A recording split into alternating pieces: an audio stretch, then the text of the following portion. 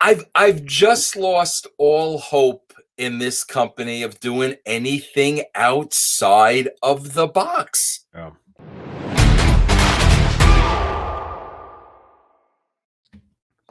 Hey, what's going on, everybody? This is Dr. Chris Featherstone here for yet another episode of Writing with Russo.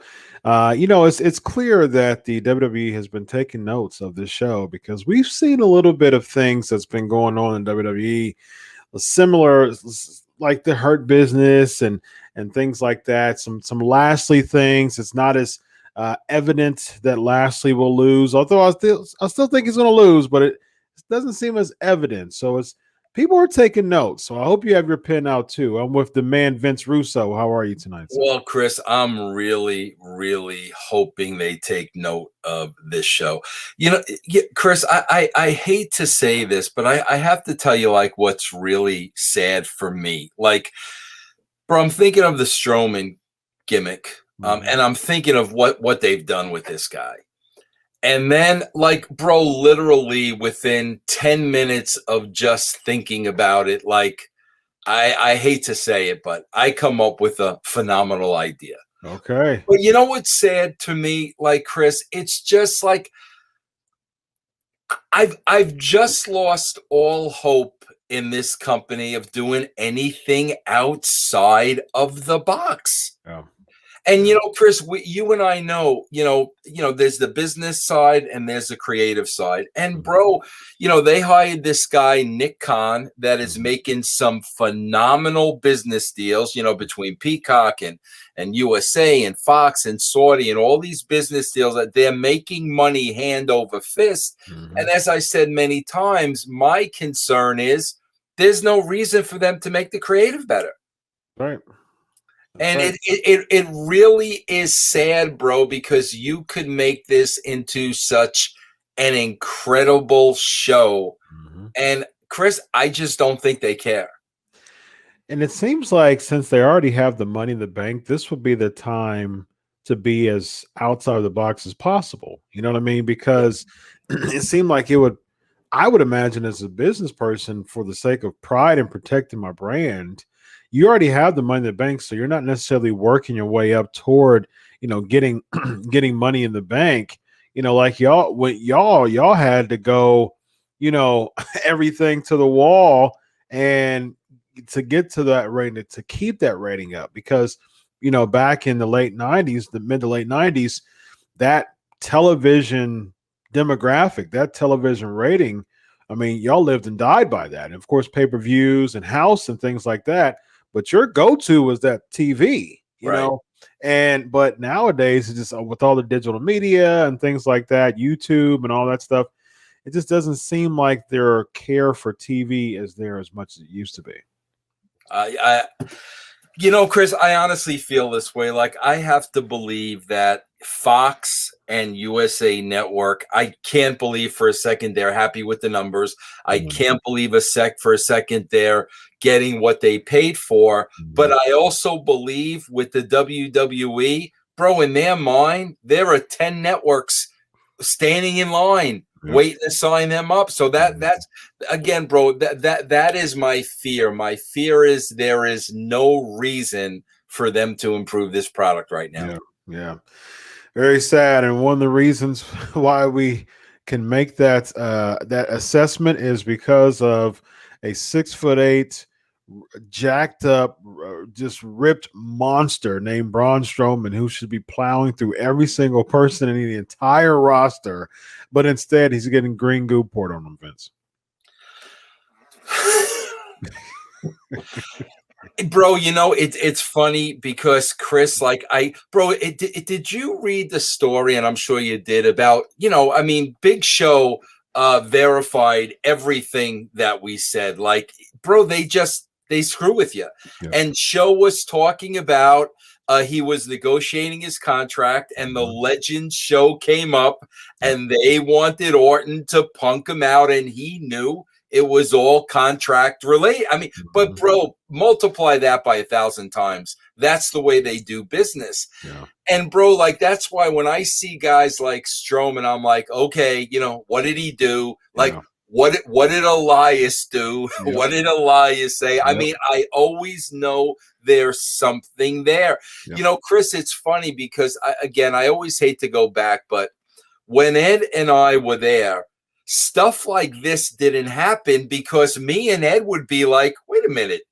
You're not screwing with our show. Mhm. Like we're not going to hold personal indebted. We're writing the best show. And bro, that stuff never happened. Yeah. But it happened before we were there, and now it's obviously happening after. And I got to tell you, bro, I don't know what Braun did. I'm not there, but he had to do something because you purposely, bro, cannot bury a talent like this that way No way. without trying. Yeah. Exactly. Without being intentional about burying him. Exactly. And there were so many missed opportunities with Braun Strowman, just period. I was doing a little bit of research, and so Braun Strowman comes up. He starts just plowing through enhancement talent, even beating multiple people at the same time. His big thing was being that black sheep mask, with the Wyatt family. People was like, who in the world is this? But I don't know who he is, but he's a giant. So he's already intimidating. Came in, start beating up on people. So they started off with him looking dominant. And he kept looking dominant, has some ebbs and flows with the Wyatt family just because of, by proxy of them misbooking and Bray Wyatt, unfortunately. So he fell victim to that too. He kind of got back into the point of us really focusing on him and being interested after the Roman Reigns deal. After Roman Reigns beat the Undertaker, he did the "I'm not finished with you." That was right after Roman Reigns did his "My Yard Now" and things like that. But even before that, though, there were several opportunities that Braun Strowman, they could have had him win the title, but they didn't. Just a couple things. Fatal 4-Way, SummerSlam SummerSlam 2017. Fatal 4-Way, Strowman, Reigns, Samoa Joe, Brock Lesnar. Lesnar wins. That was SummerSlam 2017. Universal Championship, No Mercy 2017, a month later. Loses to Brock Lesnar. Triple threat match, just a few months later, January 2018, Royal Rumble.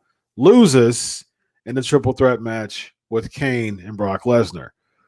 A couple of house show matches, again, losing to Brock Lesnar and Kane. And so, Crown Jewel 2018. This was an opportunity for him to win because the title was actually vacant at this time because Seth Rollins had to actually that was November of 18. So the title was vacant at the time. And so basically I think it was when Roman Reigns left. That was when Roman Reigns had to give up the title because he had the leukemia came back, and so it was vacant, and so many people thought that Strowman was going to beat Lesnar, but in a little over 3 minutes, Lesnar wins. And we're all sitting there like, what And happened? Chris, the funny thing was, through that entire cycle, they would build him. He'd get to the big match and lose. Yep. They would build him again. He'd get to the big match and lose. Bro, after they did that twice, people were just done with him. Yep. I mean, how many times can you build a guy for him to get to the big match and lose? And that's exactly what happened, bro. You did that once, okay, he's going to get a comeback. You do that a second time, the guy's dead in the water. Yeah, and it was like 5. It was SummerSlam, No Mercy, Royal Rumble, Crown Jewel. It was 4 times that he lost to Brock Lesnar in some fashion. It's like from 2017 to 2018. And he got to the point of like, well, he's not someone who we think is going to be a threat if he, like you said, if he keeps getting built up just to lose, and eventually it just becomes, let's just that's just Braun Strowman again. He's going to get built up to lose, you know. Yeah, And it's that's like, exactly what happened, bro. yeah, Exactly what happened. Yep.